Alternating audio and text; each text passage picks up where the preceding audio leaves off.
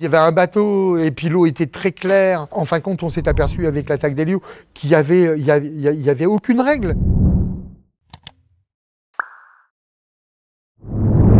Bonjour Giovanni. Pour être franche, au départ, j'ai hésité en fait à faire cette interview et j'ai vu que vous vous exprimiez beaucoup dans les médias et toujours maintenant. Vous faites ça pour lui rendre hommage ou vous ne voyez pas faire autrement? Est-ce que vous pouvez nous expliquer ça en fait? En fin de compte, dans votre question, il y a plusieurs choses. Il y a déjà un exutoire, puisqu'il faut évacuer une douleur immense, qui est celle de la perte d'un enfant.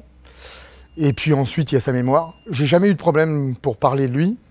C'était un garçon qui était tellement lumineux et tellement, comme d'ailleurs beaucoup de jeunes à cet âge-là, mais il avait des qualités, bien sûr, que nous, on lui portait parce que c'était notre enfant. Donc moi, je l'ai toujours regardé avec fierté parce qu'il était doué dans pas mal de choses, notamment en sport, puisqu'il aurait pu être pressenti comme un athlète peut-être de haut niveau en surf. Et puis c'est vrai qu'il avait beaucoup de facilité, que ce soit en skate ou autre chose. Et moi, je regardais ça comme un père, comme la fierté d'un père, quoi. Donc quand il est parti, il est bien évident qu'à chaque fois que j'ai la possibilité de parler d'Elio, je parle d'Elio. Là, ça fait 6 ans. C'est ça. Du coup, en préparant l'interview, je suis allée sur la page Facebook qui s'appelle Elio Canestri Memory. Oui, c'est ça. Vous avez mis un message très émouvant, je vais en lire une partie. 6 ans déjà, c'était hier, rien n'a changé. Tu as laissé cette vive émotion dans le cœur des gens. Mon fils, sois bien là où tu es. Je t'aime au-delà des étoiles, au-delà d'ailleurs, papa. Oui. Donc c'est important pour vous ce genre de message et ça, vous voulez continuer à parler de lui et c'est pour ça que vous... Oui, parce qu'on pense à lui seconde par seconde. On va en revenir à ce 12 avril 2015. Elio avait alors 13 ans. 13 ans et demi, oui. Il est victime d'une attaque de requin dans l'Ouest à laquelle il n'a pas survécu. Aux aigrettes.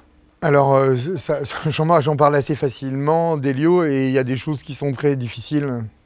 Notamment celle-ci, c'est-à-dire quand on vous apprend qu'en fin de compte, l'invraisemblable est arrivé. À cette époque-là, j'avais une discothèque à Courchevel et j'étais à Courchevel. Et j'étais avec mon grand-fils et vers 11 h du matin pour nous, les téléphones n'arrêtaient pas de sonner, le téléphone de mon associé, le téléphone de mon fils, mon téléphone, etc. Et bon, nous, on avait passé toute la nuit, bien sûr, à travailler, donc on était un peu fatigués. Et à un moment donné, dans mon semi-sommeil, comme ça, je me dis, mais c'est pas possible que ça sonne comme ça, il doit y avoir quelque chose de très important. C'est mon fils qui, en fin de compte, répond à un énième coup de téléphone, et donc c'est mon épouse. Et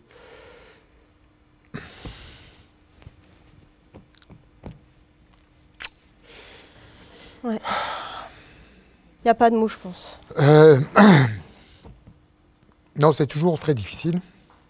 Et j'apprends ça avec les cris de mon fils. Ouais. Voilà.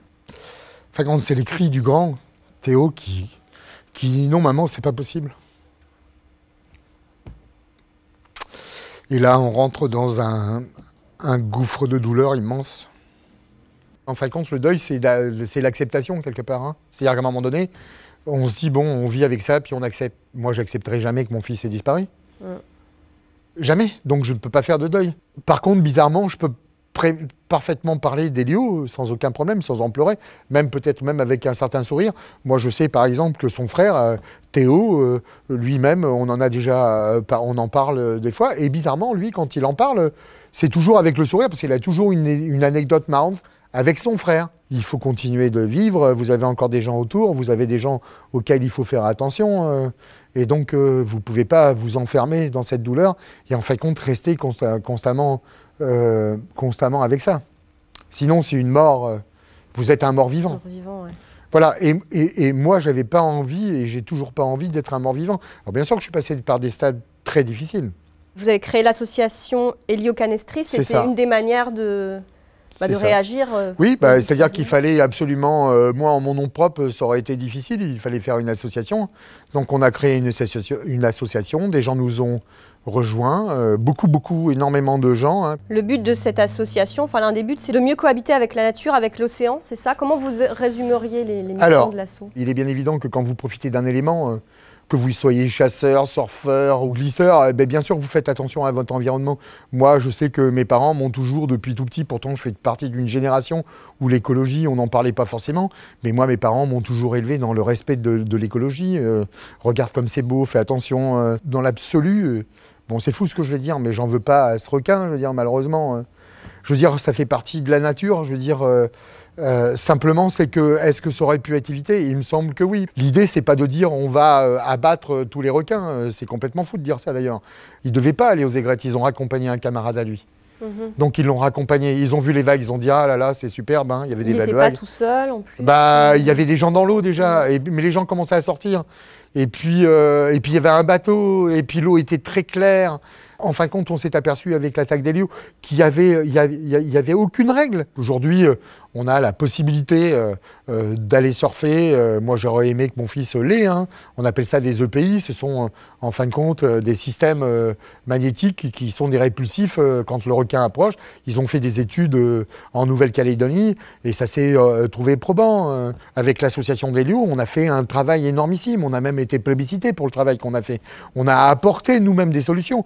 Ces solutions-là ont été prises en compte par le Centre de sécurité requin. Ces solutions, c'est quoi? Il y a les filets. D'abord, il faut savoir par exemple que l'association d'Hélios a été la première association, et même les premiers, avant même le Centre de sécurité requin, à mettre un sonar dans l'eau. L'association d'Hélios va remettre en fonction une application pour que les gens soient informés de tout ce qui se passe dans le milieu marin au niveau de la Réunion.